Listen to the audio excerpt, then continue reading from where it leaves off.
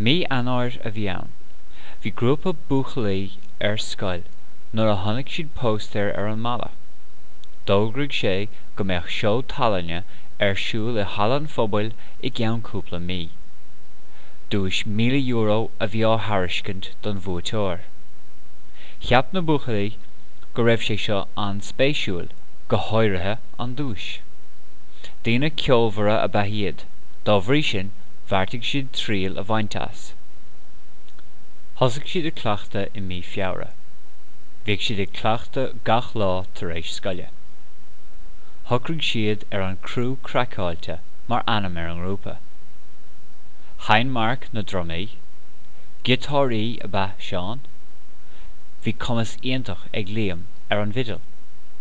Ba é Luke áránaí an grúpa. Díreach roimh an seo, dír siad ar an múntóir ceoil teacht chun éisteacht leo. Cheap sé go raibh a lán ibre déntacha, agus go raibh feabhas mór tagtha orthu. Thug sé córa dóibh chun bár feabhas a chur orthu féin.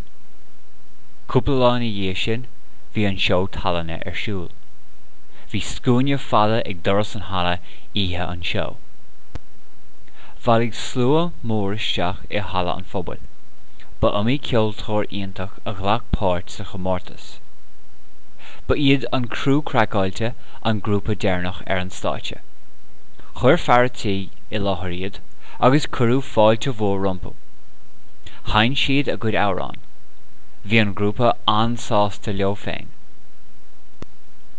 Ag deireadh na híthe, tháinig fearrtaí amach ar an stáite. Bhfuil sé gach duine as caideán a gcuid ceoil. Bhí gach duine ar bís nuair a dógadh sé anam na múitéirí. Níor creid na buachalaí a gluasa nuair thula siad anam an grúpa á ghlaoch amach. Bronnú seic €1,000,000 orthu. Bhí manga mór gáire ar gachéan duine acu. Chúin na buachalaí go dtí an siopa áitiúil ceoil, an fun máil an tanam a bhí air. Rinne an freastalí cóghairdis leo, agus duine sé dóibh go raibh sladmharaige ar siúl an lá sin, go raibh rudaí ar fáil ar leathphrais. Bharrtaigh duine do na buachalaí a chud airgid a thábháil